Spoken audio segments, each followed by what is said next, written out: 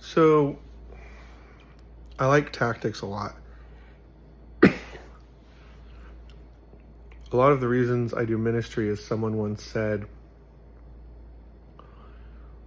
we don't need politicians, we need people who play Dungeons and Dragons. They would have this country fixed in a moment, and I thought, I played Dungeons and Dragons, I understand resource management. And this doesn't mean I'm not going to read books by like Thomas Sowell and stuff.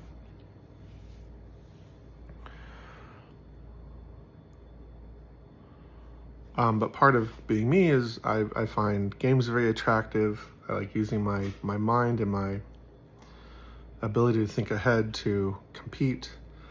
And so one of my favorite games is Netrunner.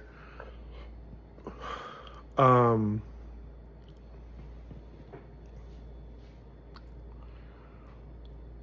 anyways, I got this really big box, and yesterday I kind of felt like it'd be a good day for a break from ministry work. Not that I've gotten a lot done.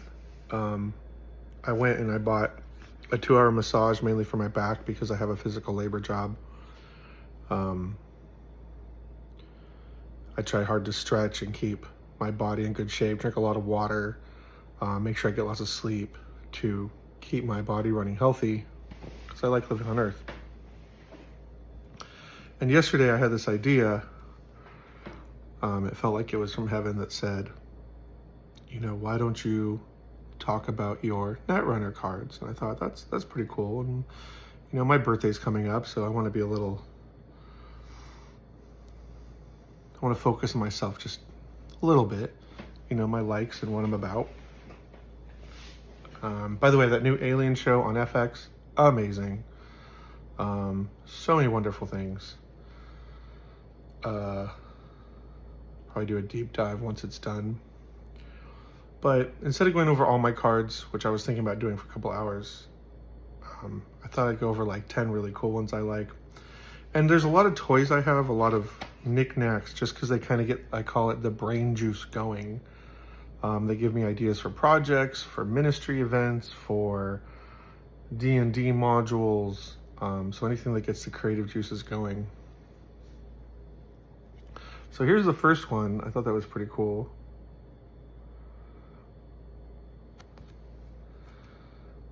Chaos Theory. Is that Wunderkind? Wonderkind? And the quote at the bottom is, have you ever met dinosaurs? And it's a runner deck. So in Netrunner, it's kind of cool. It's like, it's inspired a lot by Blade Runner. So you kind of have that kind of dystopian, the companies run the world now, not the nations.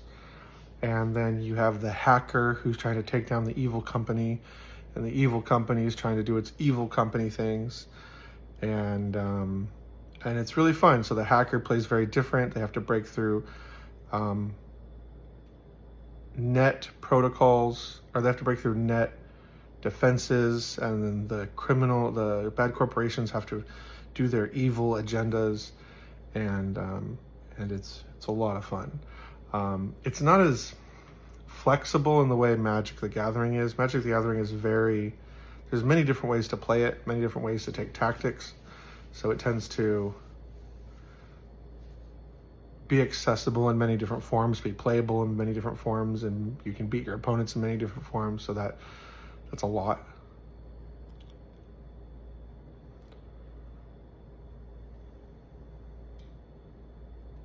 Okay, so that was one. Let's do 9 more. Okay, here's another one. Where'd it go? Dedicated response team. And I like how the art, I think they're running down a wall, or they're on the ceiling. And what happens is asset. I forget exactly how the game works, but I think you can play this. I think unless you pay 3, it gets destroyed. I don't quite remember, but when the hacker finishes his turn, he takes 2 what's called meat damage. and you only have, I think, 5 hit points, and they're very hard to heal. And the company, they don't call it Wayland specifically, but it's like Wayland. I think the corporate, I think in one of the pictures it might say Wayland, or like part of the name, or have the same shape.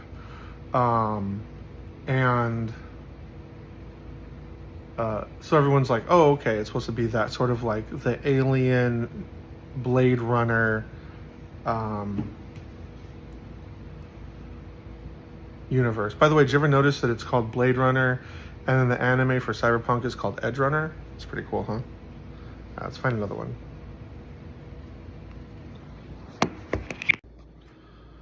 This one's kind of cool.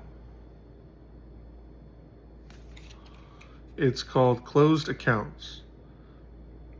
Play only if the runner is tagged. It means kind of like marked. The runner, the hacker, loses all credits in his or her credit pool. That one's kind of cool. That's kind of interesting. So they're hacking your bank accounts. So this one's kind of cool. It's called Snare.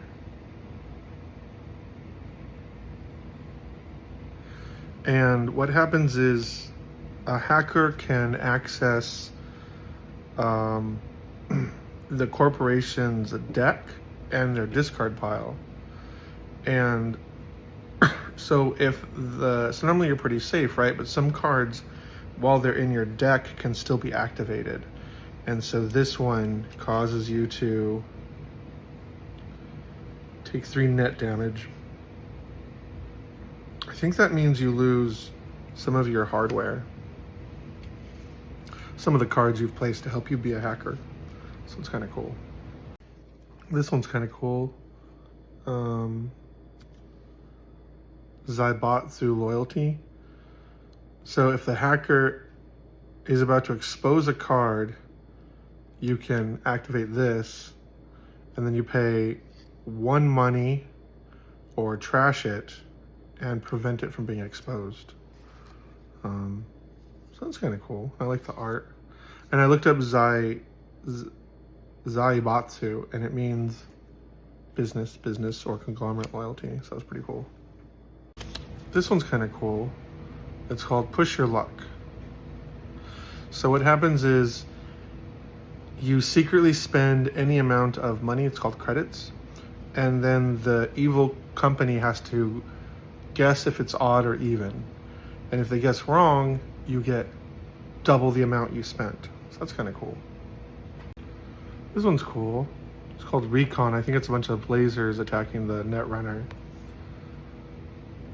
Make a run. You may jack out when you encounter the first piece of ice. So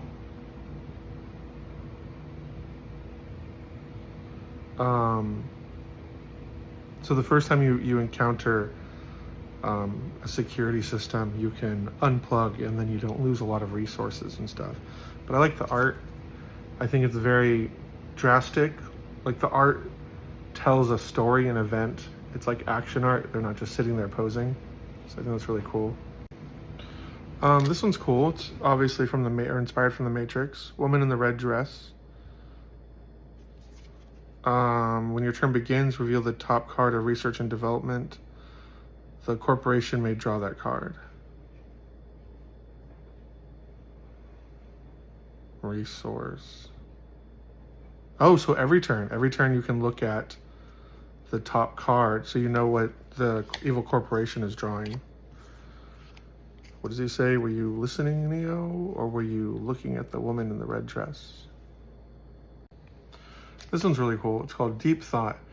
And Deep Thought was the name of the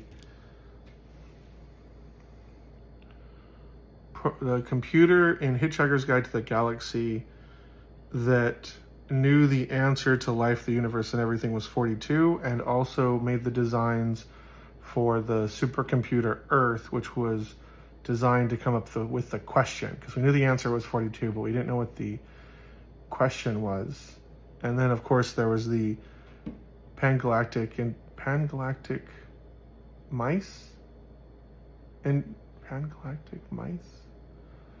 that were these supreme creatures that perform tests on humans while we thought they were performing tests on us to watch us. This one kind of has cool. It's kind of like someone meditating with chakras.